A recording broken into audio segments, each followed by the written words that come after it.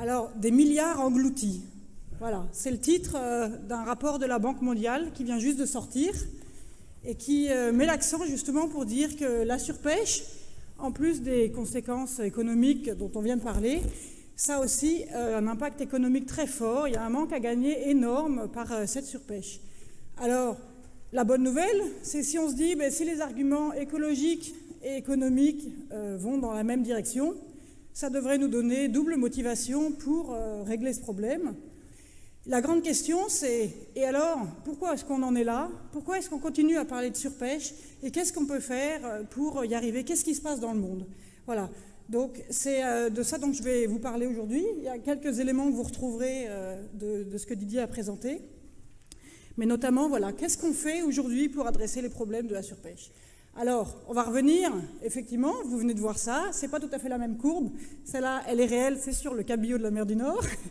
Mais en gros, la quadrature du cercle, c'est ça. C'est comment faire pour pêcher moins pour pêcher plus. Alors, on vient de revoir ce petit schéma. Effectivement, le tonnage moyen, ça varie tous les ans. Il prend cette courbe. Et si on a juste un petit pêcheur, voilà, je vais faire vite, Didier vous a expliqué ça. Voilà, un petit pêcheur, il va prendre quelques poissons, pas beaucoup, mais des gros. Il nourrira pas l'humanité avec ça. Et ensuite, effectivement, plus on a de bateaux, et plus ils pêchent nombreux et beaucoup, et plus les gros poissons diminuent, il y en a de moins en moins, etc. Voilà, Didier vous l'a expliqué très bien. Donc l'idée, pêcher moins pour pêcher plus, effectivement, il n'y a pas de mystère, il faut réduire l'activité de pêche. Non seulement il faut la réduire, mais ensuite il faut la maintenir à ce niveau d'équilibre qui permettra d'avoir le tonnage maximum, le fameux RMD dont on a parlé. Donc la quadrature du cercle, pêcher plus pour pêcher moins pour pêcher plus, ça veut dire pêcher moins aujourd'hui pour pêcher plus demain. Alors, effectivement, pourquoi c'est si difficile? C'est parce que toute cette pêche, elle rentre très très vite dans un cercle vicieux, c'est-à-dire on pense beaucoup à court terme. Alors comme on pense à court terme, on fait des quotas un peu supérieurs à ce qu'il faudrait, et donc les stocks diminuent, et donc on n'est pas très profitable. Alors comme on n'est pas très profitable, on va tricher un peu sur les déclarations de pêche, et puis comme on triche un peu, les données de pêche sont pas très bonnes, donc on ne sait pas très bien où on en est, etc. Et comme on ne sait pas où on en est, on ne peut pas tellement faire du long terme, etc. Et donc on met des subventions. On est dans un cercle vicieux qui est difficile à casser. Alors, l'avantage d'un cercle vicieux, comme c'est un cercle, c'est qu'on peut le casser par plein d'endroits différents. Donc, en gros, chaque action qu'on peut faire, finalement, va contribuer quelque part à arrêter ce cercle vicieux. Alors, je vais prendre juste quelques éléments importants qui sont pour tout le monde, partout, toutes les pêcheries dans le monde, c'est les mêmes systèmes. Alors d'abord, essayez de penser à long terme. Alors, première chose, qu'est-ce que ça veut dire penser à long terme? D'abord, il faut savoir où on en est. Est-ce qu'on est très loin du maximum? Est-ce qu'on est plutôt en bas? Donc, pour ça, il faut des données de pêche sur de nombreuses années. Est-ce que nos stocks montent, descendent? Donc, l'importance des données scientifiques, les poissons, on ne les voit pas. Donc, on est obligé d'avoir des données pour savoir où on en est. On ne peut pas juste prendre une photo comme pour une forêt. Deuxième chose, décider où est-ce qu'on veut aller. Alors, où est-ce qu'on veut aller? Dans le meilleur des cas, on est capable de savoir, c'est là mon objectif. Dans le pire des cas, on peut au moins se dire, au moins je sais que je ne veux pas aller par là. Donc au minimum, savoir où on ne veut pas aller, c'est déjà un bon début. Et troisième chose, définir les règles du jeu du début. Donc la vision à long terme, c'est du début, il faut se dire, quand j'ai atteint mon quota, qu'est-ce que je fais? Est-ce que je diminue? Est-ce que j'arrête? Est-ce qu'on réduit? Est-ce qu'on pêche plus le dimanche? Est-ce qu'on pêche plus le mercredi? Donc, définir les règles du jeu avant de mettre en place notre plan de gestion. Donc ça, c'est des éléments très importants pour arrêter de penser à court terme, penser à long terme. Après, il y a d'autres éléments très importants qu'on retrouve dans toutes les pêcheries dans le monde, bien gérées. C'est pas moi qui le dis, c'est une prix Nobel d'économie, Elinor Ostrom, qui a fait beaucoup d'analyses là-dessus.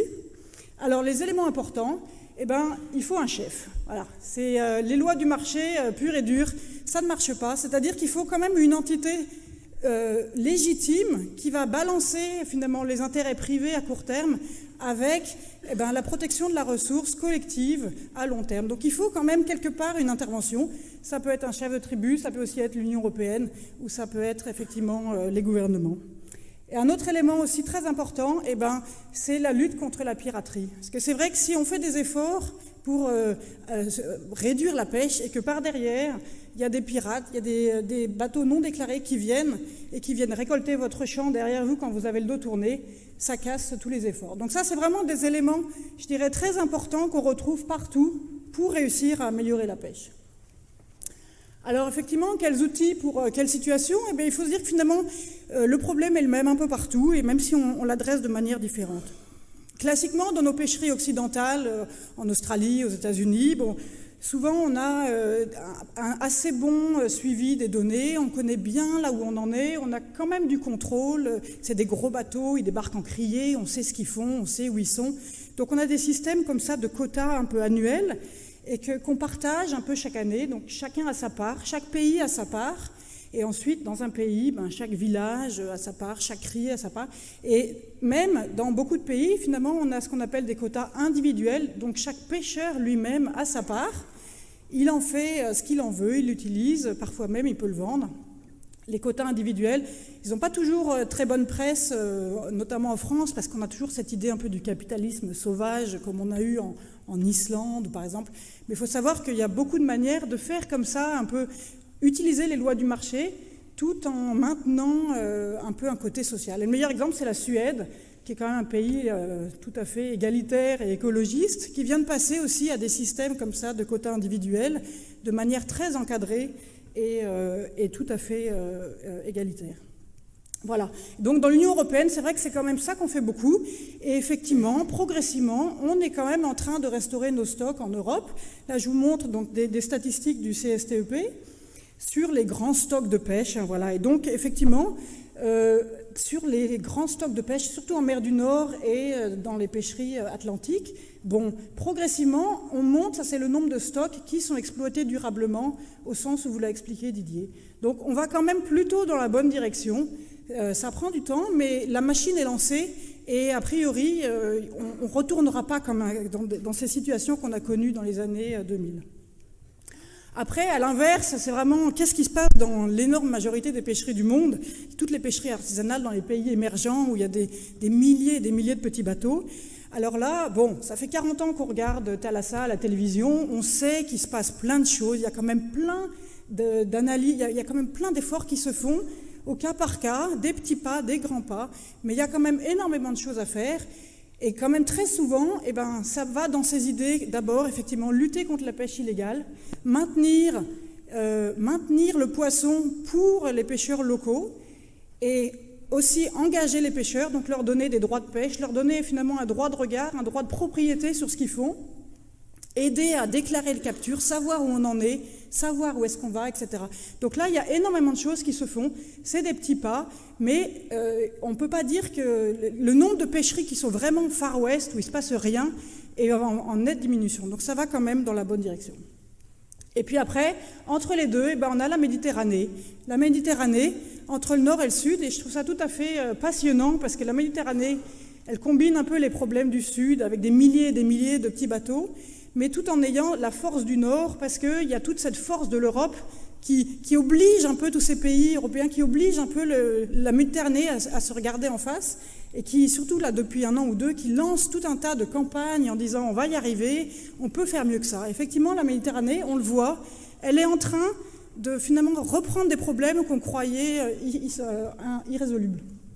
Et donc, progressivement, on voit tous ces pays méditerranéens qui font des plans de gestion, d'abord un peu locaux, et puis de plus en plus en collaboration les uns avec les autres, qui essayent de limiter l'effort, améliorer la collecte des données. Donc, ça va pas très vite, mais encore une fois, l'initiative est lancée, et je pense que dans 10 ans, on pourra regarder en arrière en disant « la Méditerranée, on ne l'a pas laissé tomber, et on a réagi avant qu'il soit vraiment trop tard ». Donc, je pense que ça, c'est quand même des messages importants à faire passer, c'est qu'il n'est jamais trop tard. Voilà. Donc, pour conclure un peu ce que je voulais vous expliquer aujourd'hui, à retenir, donc effectivement, pêcher moins aujourd'hui pour pêcher plus demain. Et ça, c'est très important, c'est que les bénéfices sont énormes. Les bénéfices écologiques, les bénéfices économiques sont énormes. Donc réduire l'activité de pêche, ça profitera à l'ensemble de l'humanité, et y compris au secteur de la pêche, qui sera plus profitable. Deuxième chose, il n'est pas trop tard pour agir. Et ça, c'est ça qui est très important avec la pêche, c'est que ça réagit relativement vite. Tant qu'on n'a pas complètement décimé nos océans, tant qu'ils sont encore pas trop chauds, pas trop acides, qu'on est encore dans des conditions relativement productives, et bien finalement, il suffit de peu de temps, en 2 ans, 4 ans, 5 ans, on commence à voir effectivement les stocks qui remontent quand on a amélioré la gestion de la pêche. Donc il ne faut pas trop tarder, mais il ne faut pas baisser les bras. Savoir où on est, savoir où on va, encore une fois, très important. Les poissons, on ne les voit pas. Donc, si on n'a pas toute cette idée des collectes de données, des modèles scientifiques, etc., qui nous aident à savoir où on en est, on n'a à peu près aucune idée de savoir si ce qu'on fait, ça marche ou ça ne marche pas. Donc, toujours des données, des faits, et toujours essayer de valider ce qui est fait. Parce qu'on a beaucoup de croyances et pas toujours beaucoup de faits. Et puis, cette idée, voilà, qu'il faut balancer, intégrer les pêcheurs, en gardant aussi cette instance supérieure. C'est ce qu'on appelle un croisement entre le top-down et le bottom-up. Donc il faut vraiment responsabilité des gens et en même temps ne pas tout laisser à la loi du marché. Et encore une fois, la meilleure façon de gérer la pêche, c'est la mesure qui est acceptée par les gens, qui à la fois va donner des résultats rapides ou lents, mais qui va lancer des initiatives et qui est respectée et qui est acceptée par les gens localement. Parce que si les gens sont complètement contre une mesure qu'on leur impose, il y a peu de chances qu'elle soit appliquée dans tous les cas. Donc ça, toute cette idée de concertation, elle est vraiment importante.